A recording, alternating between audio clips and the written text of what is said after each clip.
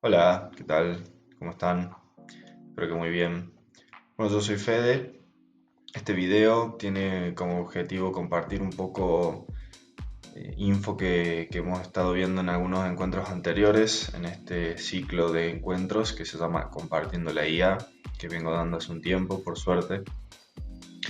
Y puede ser de mucha utilidad para personas que vayan a asistir de manera presencial a alguno de los próximos encuentros. Pero también si de repente este video le parece interesante a alguien por el nombre o porque está buscando información sobre esto, bienvenido también esas personas. Me encantaría que en los comentarios o por LinkedIn, que les voy a dejar mi perfil, me comenten, me pregunten, me hagan algún tipo de sugerencia.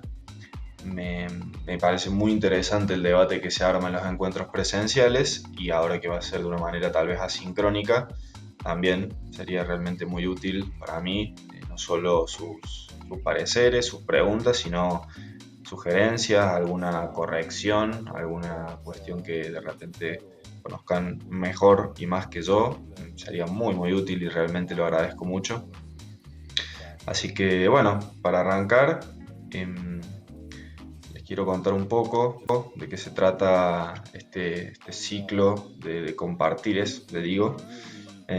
Y para eso utilizo un recurso que van a ver que va a aparecer en más de una ocasión, que es el significado etimológico, la etimología de algunas palabras, porque me parece interesante, sobre todo con inteligencia artificial, que tiene toda una cuestión bastante particular en lo que respecta al lenguaje.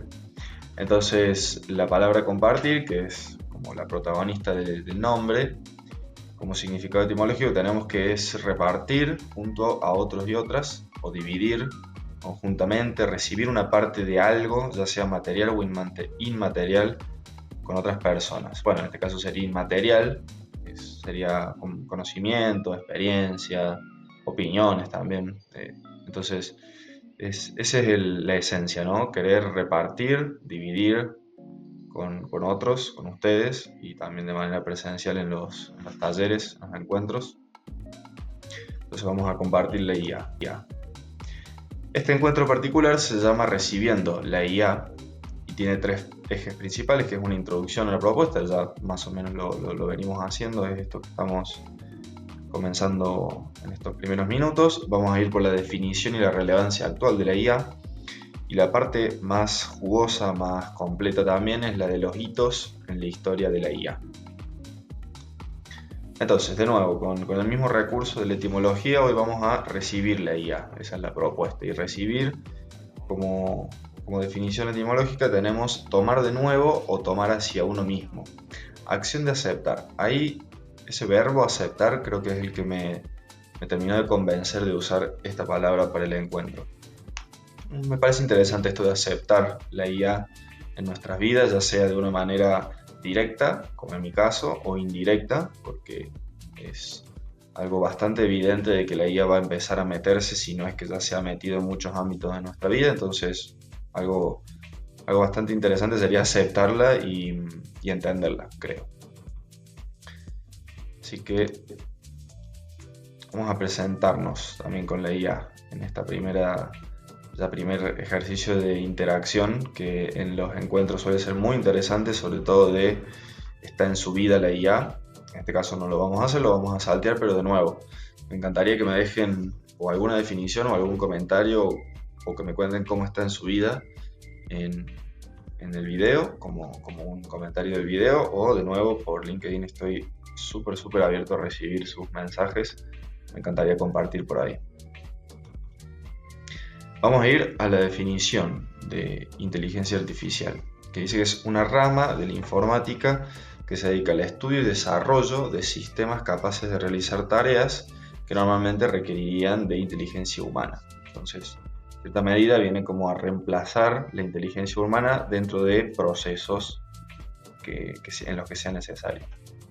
Estas tareas incluyen el reconocimiento del habla, la toma de decisiones, la comprensión del lenguaje natural, la percepción visual y traducción de idiomas, entre otras. Por supuesto, entre otras es muy amplio, pero creo que este párrafo tiene en cierta medida como los principales usos, lo más común, lo que más conocemos hasta ahora.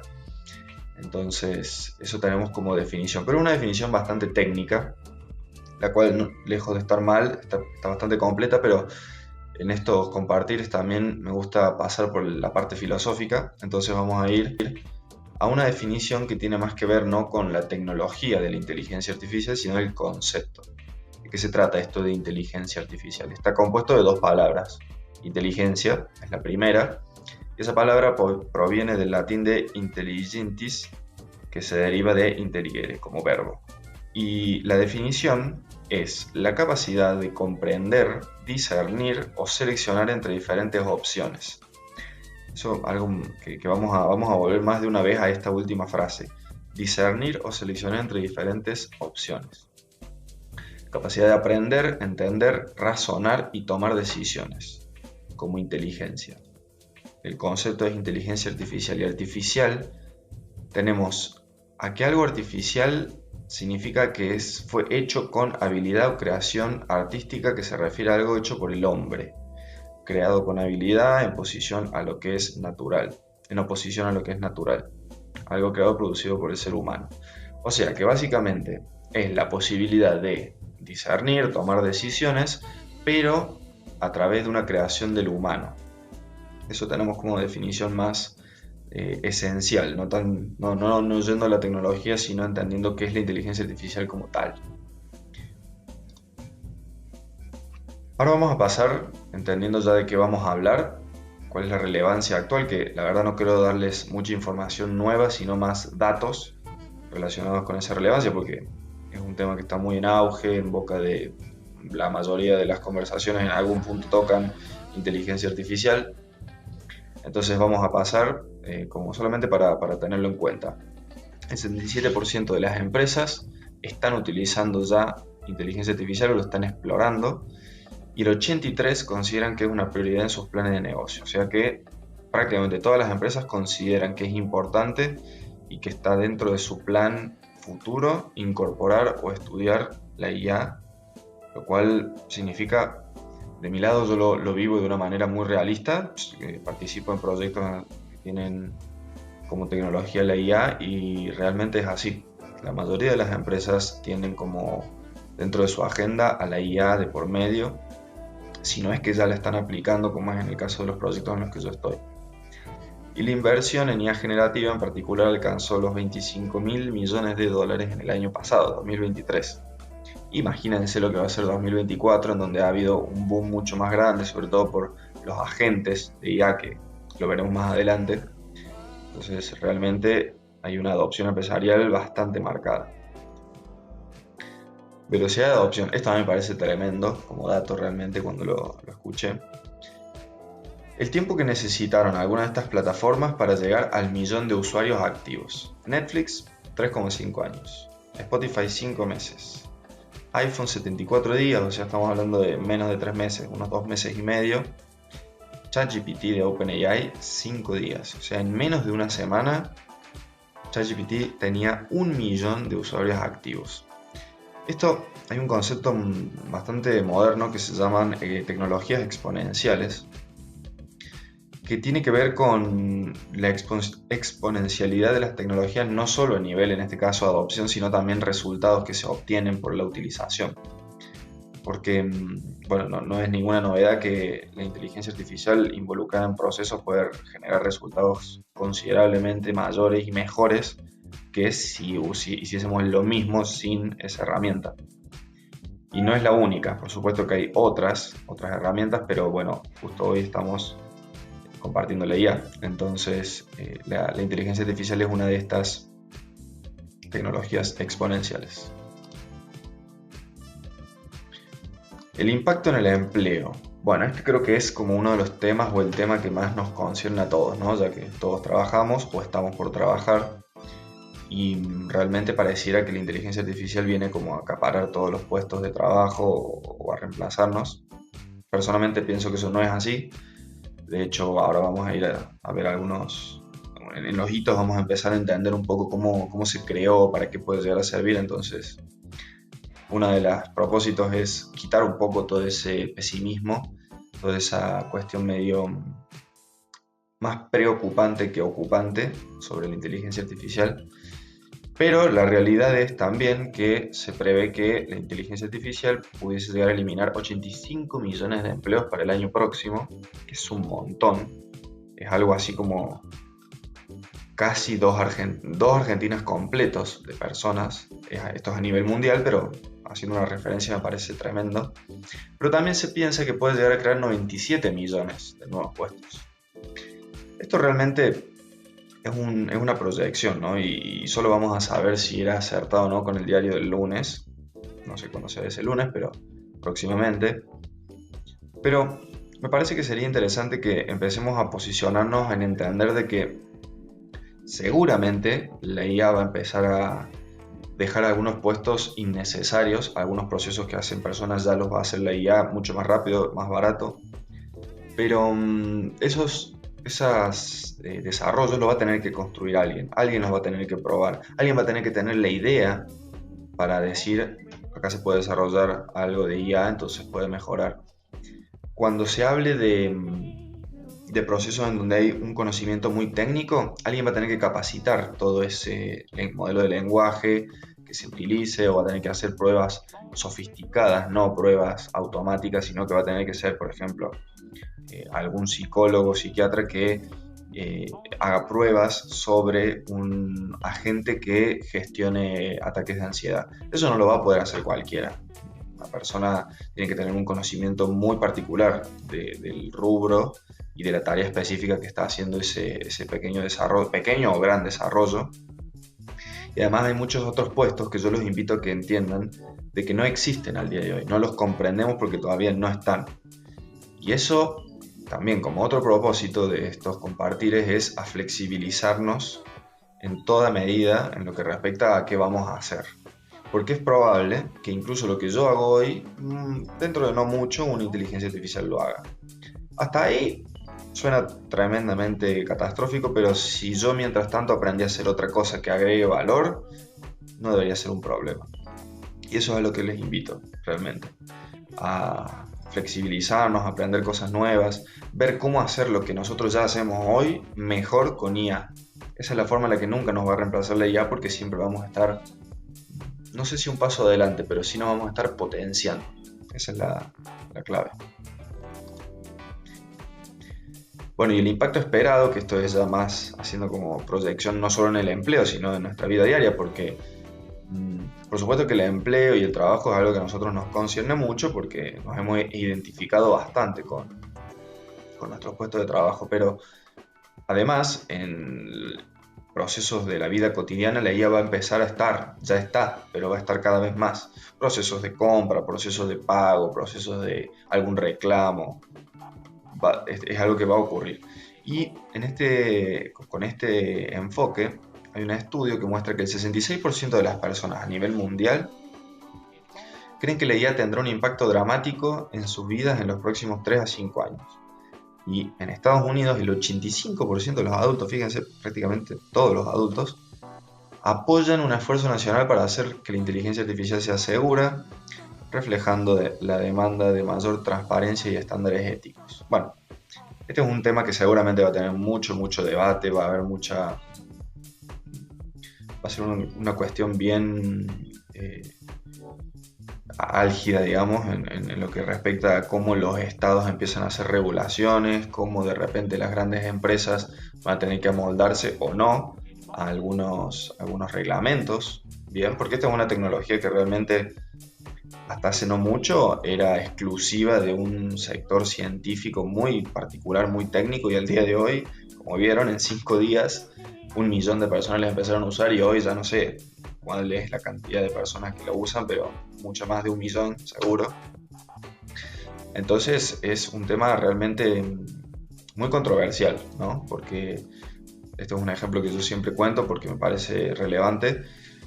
Si hoy, por ejemplo, Argentina, por alguna cuestión particular, dijera no se puede usar inteligencia artificial en los límites argentinos, como un caso muy extremo quiero mostrar, prácticamente yo me quedo sin trabajo. Mejor dicho, me tengo que ir del país para seguir trabajando. No digo que esto vaya a pasar para nada, y no creo que ningún país sea tan tan, digamos, extremista, pero sí quiero mostrar cómo de repente en nuestro día a día todas estas regulaciones van a empezar a tener un impacto a veces indirecto, a veces directo. En mi caso sería directo, pero hay otras personas que de repente si no les llegan las actualizaciones, cosas que está pasando, por ejemplo, en algunos lugares de Europa con la primera regulación, bueno, eso es toda una polémica, ¿no? De repente, cómo va a impactar en las comunidades. Bueno, y beneficios económicos sectoriales. Este dato para mí es transparente hasta que no hagamos un análisis. Se espera que la IA agregue 3,78 billones de dólares a la industria manufacturera y 1,15 a los servicios financieros para el 2035, o sea, como que en unos 10 años. Para mí es transparente porque la verdad que son números muy grandes, pero números al final. ¿Por qué comparto esto también? Porque en estas rubros, en la mayoría de los rubros, pero en los rubros, por ejemplo, manufacturero y de servicios financieros, si hay un ingreso tan grande proyectado, estas empresas, rubros realmente proyectan mucho, están todo el tiempo intentando ver más allá y ver cómo optimizarse y cada vez generar más ingresos. Si proyectan generar estos ingresos, o sea, agregar esta suma de dinero en sus ganancias, quiere decir que están invirtiendo hoy o piensan invertir en los próximos años para que eso ocurra. Y eso va a generar un impacto no solo para esas empresas, para las de industria manufacturera y de servicios financieros. Piensen en los usuarios, que somos todos. Todos compramos cosas de la industria manufacturera. Todos tenemos de alguna u otra manera servicios financieros, cuentas de banco, una fintech.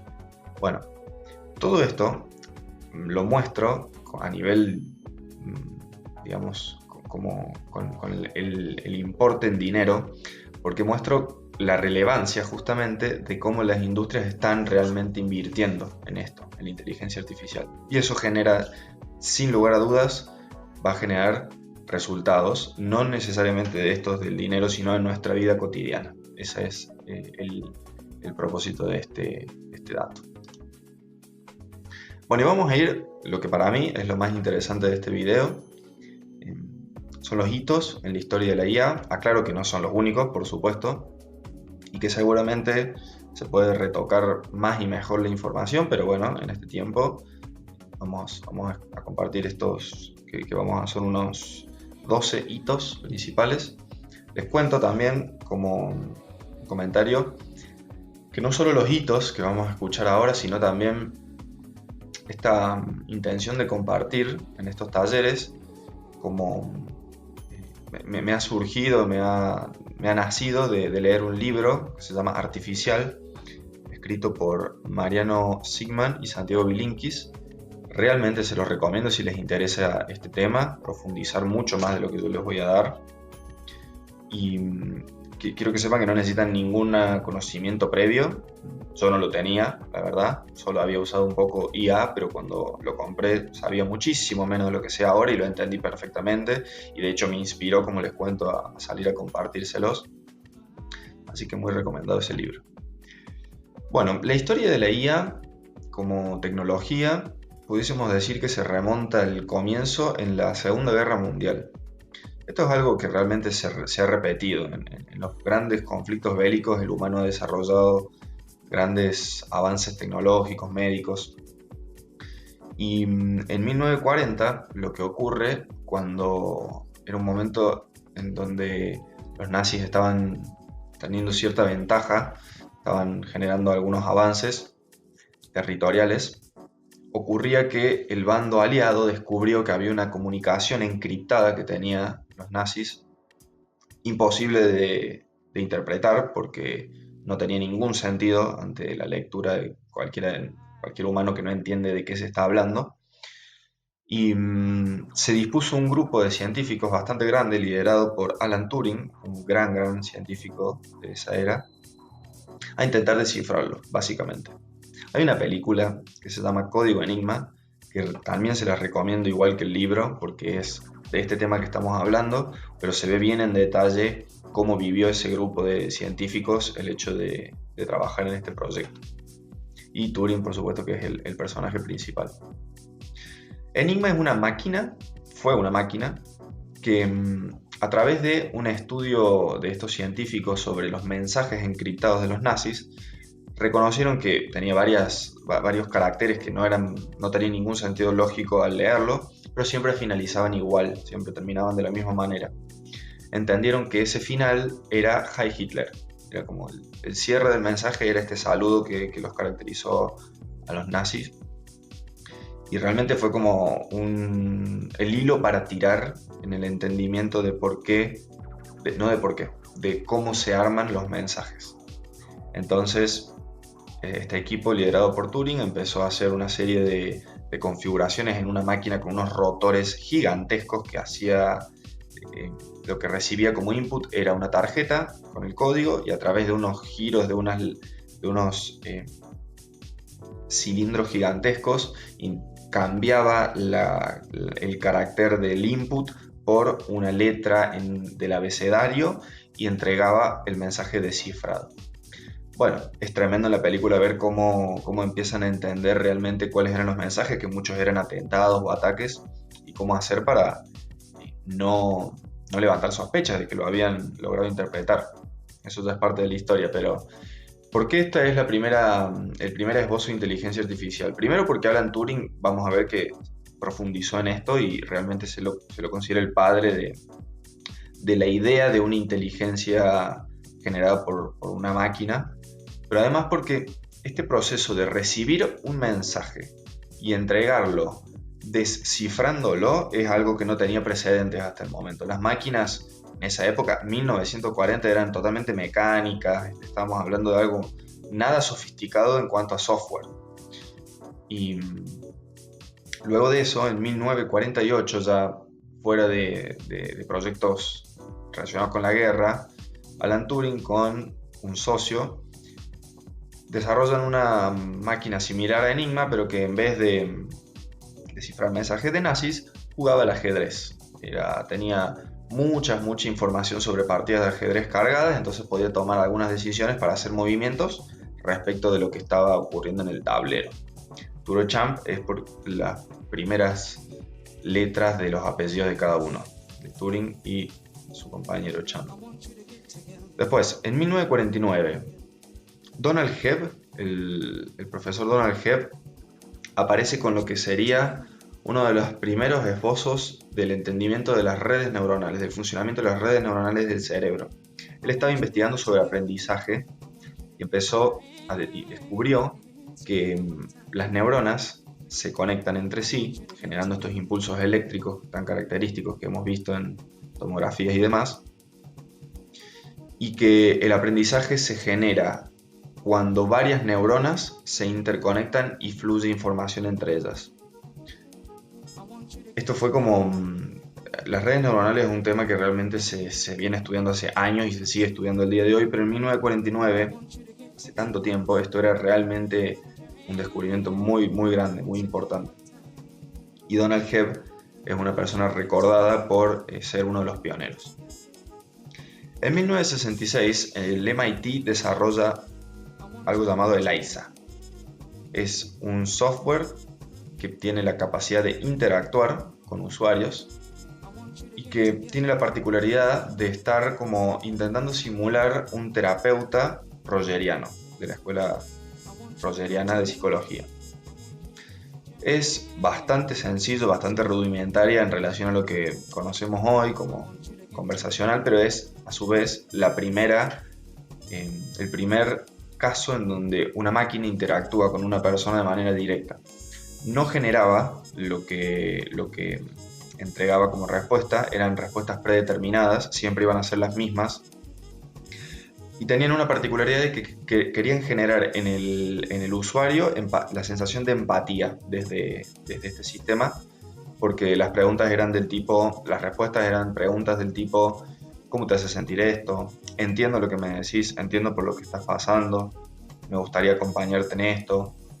Y los resultados de estudios que se hicieron del uso de ELIZA realmente fueron muy reveladores. Los científicos quedaron sorprendidos porque no se tenía realmente fe en que una máquina pudiese realmente acompañar a un paciente en su tratamiento, y bueno, los estudios determinaron que sí, definitivamente. Más adelante, ya en 1993, ocurre por primera vez se pone en funcionamiento el protocolo del WWW. Y este dato parece que no tiene mucha relación con lo que estamos viendo, pero realmente lo tiene, porque imagínense que para entrenar a un modelo de lenguaje se necesita mucha información para entender cómo se responde a una pregunta tan simple como ¿qué es un gato? Y en ese sentido se necesitaron kilogramos virtuales, pero kilogramos, gigas y gigas y gigas de información para poder entrenar a los modelos. Esa información está en la internet. Por eso es muy importante que en 1993, cuando se funda este protocolo, es como el hito que sienta la base para que en algún momento toda la información que la IA va a procesar esté disponible. Además, hoy en día sabemos que los modelos de lenguaje y las herramientas de inteligencia artificial pueden acceder a la información que está en línea para devolvernos las respuestas. Más adelante, en 1999, ocurre algo muy interesante relacionado con los videojuegos. También es algo que parece que nada tiene que ver, pero tiene mucho que ver. En 1999, los videojuegos, estaban empezando a cobrar estaban avanzando, hablando de una manera tecnológica, avanzando, estaban generando cada vez mejores gráficos y se estaba empezando a encontrar con un desafío la industria de los videojuegos, que es, como los videojuegos al tener mucha más definición gráfica, necesitaba que computadoras sean más rápidas en el procesamiento de esos píxeles que se iban a mostrar por segundo en una pantalla de un juego. Acá hay un concepto interesante que les comparto, que es el CPU y el GPU. Son estos dos conceptos que parecen similares, pero tienen una diferencia bien particular. No solo es la letra, sino para qué sirven. El CPU, que todas las computadoras tienen, porque es algo que necesitan, es la unidad de procesamiento, Computing Process Unit. En cambio, la GPU es gráfica, es Graphic Process Unit. Entonces, las GPU que van a escuchar, seguramente ya escucharon o van a escuchar, una de las empresas líderes o la empresa líder es Nvidia, desarrolla en 1999 la primera placa de video, la primera GPU que era para, en este caso, videojuegos. La IA todavía no existía como algo a utilizar en las computadoras de nosotros seres comunes, estaba destinado para investigadores. Entonces hoy, después de veintitantos años, esas GPU que se siguen usando para videojuegos, por supuesto, son las que además las grandes empresas de inteligencia artificial han construido habitaciones gigantescas de muchas GPU trabajando para procesar nuestras prompts, nuestras consultas en ChatGPT, Gemini, Anthropic, Claude. Todos estos modelos de lenguaje que estoy nombrando necesitan mucha GPU trabajando para leer toda la información que el modelo de lenguaje tiene almacenada y dar una respuesta. En 2014 aparece un enfoque bastante particular y muy útil para la industria de la inteligencia artificial, que es GAN. Son siglas: Generative Adversarial Networking. Serían redes adversariales generativas. En este caso, lo que estaba ocurriendo en ese momento es que estaba siendo muy costoso en varios aspectos entrenar a los modelos de lenguaje. ¿Qué quiere decir entrenar? Cargarlos de información y hacerles entender cómo se tienen que responder las distintas preguntas. Imagínense poner a personas a responderle a modelos de lenguaje si lo que dijeron está bien, está mal, cómo se corrige. Son horas y horas y por cada pregunta, o sea, todo se hace exponencial en cuanto al tiempo y al dinero y bueno. Resulta que a una persona se le ocurrió, ¿por qué no ponemos a una inteligencia artificial a corregir a una inteligencia artificial? Generative Adversarial Networkings. Empezaron entre sí a corregirse, por supuesto que había personas que iban siguiendo esa respuesta, ese ida y vuelta, ese feedback. Y uno de los principales usos que se empezaron a, digamos, popularizar en esto de saber si realmente se estaban generando un valor entre sí, era con juegos de ajedrez, por ejemplo. Se hacía jugar a dos computadoras con estas inteligencias artificiales y se empezó a notar que los resultados cada vez eran mejores. Y esto me sirve para conectar con lo siguiente, que es que en 2015 Google, que va a empezar a ser protagonista ahora en un par de hitos, desarrolla, y no lo desarrolla en 2015, pero en 2015 ocurre algo interesante, desarrolla un software llamado AlphaGo, y no es Go, es Go. Porque hay un juego chino, si no me equivoco es oriental, que es algo así como un ajedrez, no es igual, pero tiene esta cuestión de tablero, tiene movimientos en ese tablero, no tiene, no son figuras los, con los que se juega, sino que son unas fichas. Y el tablero es gigante, es muchísimo más grande que el de ajedrez. Las partidas duran horas y horas y horas, es un juego muy tradicional, tiene como 1000 y algo de años. Y en 2015 lo que ocurre es que Google desarrolló un software que sabe jugar al Go y se animó a desafiar al campeón de Go, al mejor jugador de Go del mundo en ese momento, en el 2015. Esto a mí me gusta mucho realmente la historia, digamos, más como una cuestión anecdótica. Se reunieron virtualmente, ¿no? Porque uno de los jugadores era una máquina, de hecho esto se transmitió como streaming. Y después de unos minutos de juego, no mucho realmente, el jugador humano, ante un movimiento de la máquina, se queda un poco como pensando, como no, no es raro que los jugadores piensen durante mucho tiempo qué movimiento hacer en el Go, pero realmente se tomó un tiempo y se fue, decidió irse. El público, tanto presencial como que estaba viendo el stream, no entendía qué estaba ocurriendo porque eso no es común, no es normal. Y a los 15 minutos, al ratito, vuelve el jugador de Go con una libreta y unos cálculos, unas escrituras. Y él se había puesto a reflexionar un poco sobre la jugada porque no la había visto nunca y determinó que la máquina la había ganado. Que hasta ahí, bueno, le había ganado y, bueno, un resultado hasta en cierta medida esperado. Pero, ¿qué pasó? La jugada que la máquina ejecutó, este campeón mundial nunca la había visto, pero además nunca se le hubiese ocurrido ejecutarla en un partido, en un juego. No es algo que estaba dentro de sus posibilidades. ¿Qué quiere decir esto? ¿Y por qué me parece un hito que más allá de lo anecdótico a mí también me parece importante?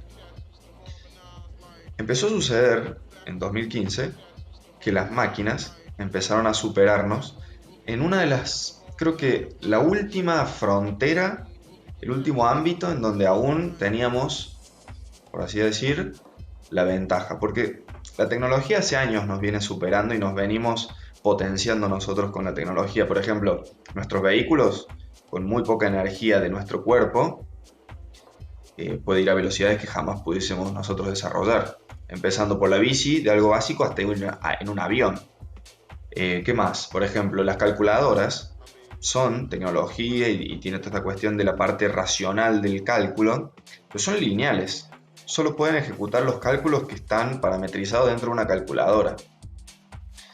En cambio, en el Go, por ejemplo, es un juego que tiene miles de millones de posibilidades para ejecutar.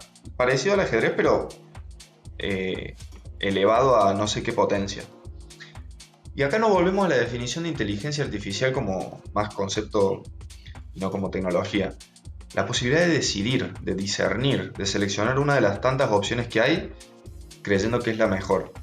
Esto, para mí el 2015, con este hito, marca el momento en el que fuimos superados por nuestra propia creación al final del día, ¿no? Los humanos mismos hemos creado a la IA y así como el avión supera completamente nuestras posibilidades de transporte, bueno, la inteligencia artificial empieza a superarnos en la inteligencia, valga la redundancia. AlphaGo Zero es lo mismo, pero para ajedrez. En 2017 le gana al campeón mundial de ajedrez también. Bueno, y ya empezamos a acercarnos a nuestro tiempo. En 2017, Google también, con su departamento de investigación de DeepMind, entrega un informe, es un estudio científico realmente, que se llama All You Need Is Attention. Ese estudio realmente, si les parece interesante este tema, los invito a que lo busquen. Acá yo voy a hablar muy poquito, un 2% de todo lo que representa.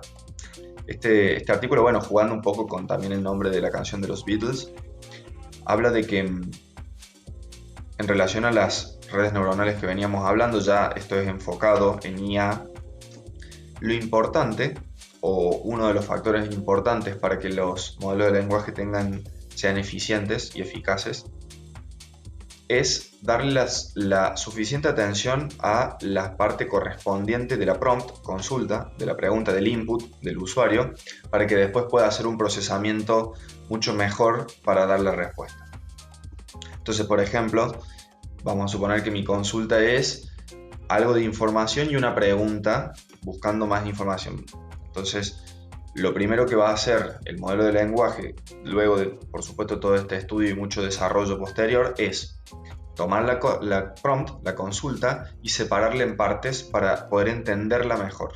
Y por eso la atención a distintas partes es lo que cobra relevancia en este estudio, y que además, con muchas otras cuestiones de secuencialidad de pensamiento y demás, le genera un avance muy grande al desarrollo de las IA. Y en el mismo año aparece el concepto de Transformers. Los Transformers vienen a aplicar este concepto de separar y darle a distinta atención a distintas partes de la prompt, pero en el procesamiento. Es decir, hacer que no solo un modelo de lenguaje y una herramienta sola trabaje dando la respuesta, sino que se hagan distintos módulos especializados en distintas tareas. Por ejemplo, volviendo al ejemplo anterior, si tenemos que primero el modelo de lenguaje tiene que leer de cierta prompt, interpretar información que se le dio y reconocer cuál es la pregunta, en un modelo muy simplificado pudiésemos decir que pudiesen existir dos transformers. Uno que tome la prompt, reconozca qué de la prompt es pregunta, qué de la prompt es información, qué de la prompt es no hagas esto, y pasárselo a un segundo transformer que busque la información que está pidiendo esa consulta. Incluso se me ocurre un tercero que lea la información y analice si hay algo importante que obtener de ahí. Entonces se divide la tarea en pequeñas subtareas, diciéndolo de una manera muy, digamos, informal y no técnica, para que la respuesta sea lo mejor, básicamente. En 2020, la Universidad China de Seychelles entrega un informe, un estudio que trata sobre piedra, papel y tijera, el juego. Cualquiera de nosotros, o por lo menos yo, pensaría que el juego de piedra, papel y tijera tiene un gran, o prácticamente el juego en sí se basa en el azar, en decir, bueno, unas milésimas de segundo antes de ejecutar el movimiento voy a decidir entre una de las tres opciones y de acuerdo a lo que el otro jugador haya seleccionado va a ser el resultado. Estos investigadores descubrieron que no es tan así. Descubrieron que a través de una observación muy minuciosa y de mucha repetición aparece una palabra clave que es muy importante en la IA, que son los patrones. ¿Qué quiere decir esto? Se dieron cuenta que después de muchos juegos, muchas partidas, cada vez que uno de los jugadores iba a ejecutar tijera, hacía un pequeño gesto, un pequeño movimiento antes de hacerlo. Y eso se podía predecir. Otra palabra importante para las IA al día de hoy, la predicción. ¿Por qué patrones y predicción son palabras importantes de la IA al día de hoy? Primero porque en gran medida los modelos de lenguaje están basados en algoritmos. El algoritmo es algo así como un procesamiento de patrones con distintos objetivos. Y la predicción es la forma en la que se generan las respuestas de un modelo de lenguaje de inteligencia artificial para el usuario. Esto puede llegar a ser medio sorpresivo para algunas personas en el sentido de decir, pero entonces no se crean respuestas nuevas cuando yo le pregunto algo a ChatGPT, por ejemplo. Y bueno, ese es un punto importante, digamos, tiene varias formas de verse. Primero, si te devuelve algo ChatGPT, quiere decir que está escrito en algún lado y él lo tomó. Eso por un lado. Por eso, cuando se habla de predicción, son lenguajes predictivos, toman la prompt, toman la consulta y predicen qué es lo mejor que se pudiese responder a esa pregunta en base a toda la información que tiene cargada como contexto. Entonces, tal vez pueda sonar novedoso, pero al final del día está escrito en algún lado y lo tomó de distintas partes y armó una respuesta para entregar. Esto es algo que puede y seguramente va a dejar de ser de esta manera en el próximo escalón. Puede llegar a ser en GPT-5. Si a alguien le interesa, investigue de qué se trata el modelo Strawberry. en donde me parece que es el cruzar la línea entre lo predictivo y realmente crear pensamiento.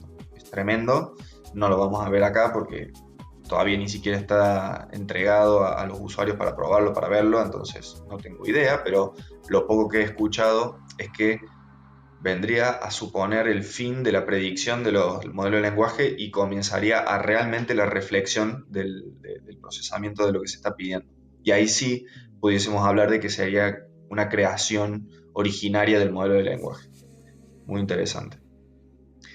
Y un pequeño punto antes de pasar ya al último hito, a la última cuestión importante, esto de los algoritmos, ¿no? y los patrones.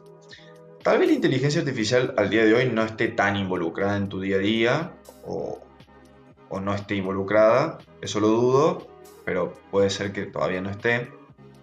Ahora, te puedo asegurar, a vos que me estás escuchando, que el tema de los patrones y los algoritmos sí está. Eso no tengo ni que saber a qué te dedicas, cuáles son tus hobbies, está. Porque tenés una compu o un celu donde me estés viendo, tenés alguna red social, estoy seguro, tenés alguna plataforma de compras en línea, y todas estas plataformas están recopilando información que después sirve para los algoritmos, para justamente dependiendo de cuál es el objetivo de esa app, darte lo que se supone predecir, digamos, a través de estos patrones, predecir qué te puede ser más llamativo. El ejemplo más que todo el mundo ya conoce, porque además en algún momento también se había armado toda una pequeña polémica, es cuando te empiezan a aparecer propagandas de los productos que charlas con tu grupo cercano, con tu comunidad, lo que sea. Y eso, bueno, tenemos que saber sin hacer sin verlo como algo terrorífico, pero tenemos que entender de que cuando aceptamos los términos de condiciones de nuestras aplicaciones, muchas veces aceptamos, por ejemplo, que se recopile información.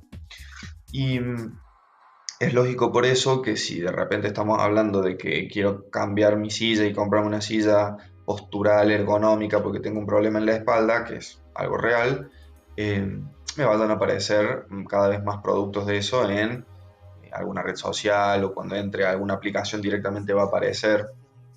Eso funciona de una manera algorítmica, es decir, a través de patrones que se están recopilando de información, entender y, digamos, disponibilizar al usuario productos, servicios, publicaciones, bueno, y otras cuestiones que se crea a través de este patrón, que se crea que van a ser más llamativas.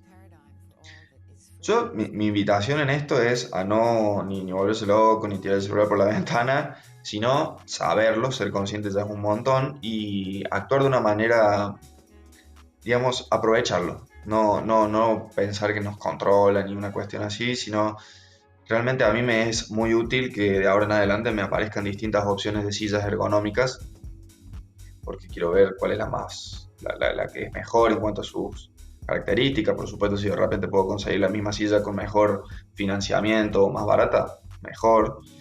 Sí, es importante ser consciente de que eso está pasando en nuestro día a día habitual para cuando de repente aparecen ofertas de cosas que tal vez no necesitamos o si aparecen muchas veces notificaciones de redes sociales.